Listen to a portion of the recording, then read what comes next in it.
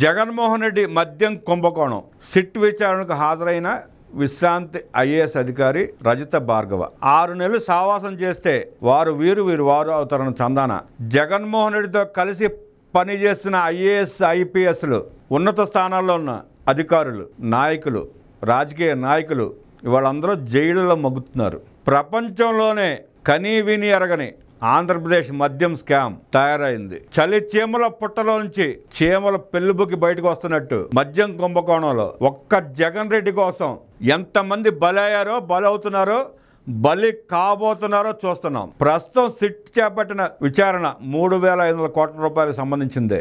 దీంట్లోనే ఇన్ని పాత్రలు బయటకు వస్తా ఉంటే లోతుగా వెళ్ళి పూర్తిగా మద్యం మీద విచారణ చేస్తే ఎన్ని వందల మంది బయటకు వస్తారో తలుచుకుంటేనే ఆశ్చర్యంగా ఉంది. మాజీ ఐఏఎస్ అధికారి రజిత భార్గవకు మొన్న నోటీసులు పంపిస్తే విచారణకు రమ్మని, ముందు నాకు ఆరోగ్యం బాగలేదు నేను రాలేను అన్నాడు ఆయన.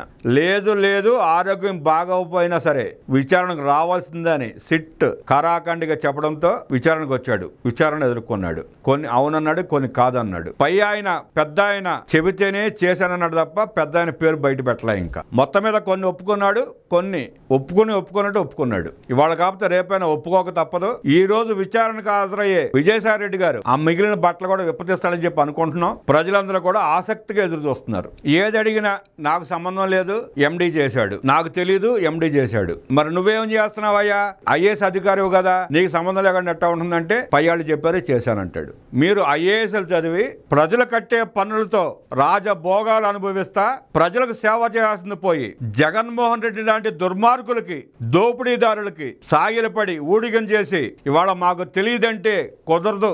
భార్గవ గారు వాస్తవాలు బయట పెట్టి తీరాలి. మీరు నిజాలు ప్రజలకు తెలియజేసి కొంతైనా పాప ప్రక్షాళన చేసుకోండి. లేకుంటే సమాజంతో పాటు మీ కుటుంబ ఈసడింపులు కూడా గురి కావాల్సి వస్తుంది. ఒకటి గమనిస్తే సిట్ విచారణ ప్రారంభమైన తర్వాత 11 మంది అరెస్ట్ అయ్యారు. ఒక్కళ్ళు కూడా ఇంతవరకు బెయిల్ రాలా. బెయిల్ వచ్చే కూడా అవకాశం కనపడట్లా. ఆ కేసు ఎంత పటిష్టంగా ఉంటే బెయిల్ ఇవ్వడానికి కూడా కోర్టు నిరాకరిస్తున్నాయంటే అర్థమవుతుంది. వీళ్ళ దోపిడీ ఎంత లోతుగా ఉందో. బెయిలు రాకపోవడమే ఉదాహరణ. వేల మంది ప్రాణాల బలిగొన్ని ఆ పేదల ఉసురు తీసి ఆ పేదల రక్తం తాగి వేల లక్షల కోట్లు సంపాదించుకుని ఇవాళ మాకు తెలియదంటే కుదరదు. ఇవాళ కాకపోతే రేపైనా నార్కో అనాలిసిస్ ఎదుర్కోక తప్పదు. అక్కడ నిజాలు బయటపడక తప్పవు. ఆ రోజు మీరు సంజాయిషి చెప్పుకోవడానికి కూడా ఏం ఉండదు. అదేదో ముందే ఒప్పుకుంటే మీకే మంచిది. వీళ్ళు ఎవరు ఎన్ని దాచినా ఈ రోజు విచారణకు వచ్చే విజయసాయి రెడ్డి గారు వీళ్ళ బట్టల మొత్తం ఎప్పదీసి జగన్ రెడ్డిని బోల్లో నిలబెట్టడానికి ఇంకా కొద్ది గంటలు మాత్రమే సమయం ఉంది. ఈ కేసు విచారణ వేగవంతంగా జరుగుతుండటంతో జగన్మోహన్ రెడ్డి కుర్చీలో పడ్డ ఇలుకలా కొట్టుకుని రాష్ట్రం మీద పడి పిచ్చెక్కిన కోతిలాగా తిరుగుతున్నాడు. పిచ్చి పట్టినట్టే తిరుగుతున్నాడు.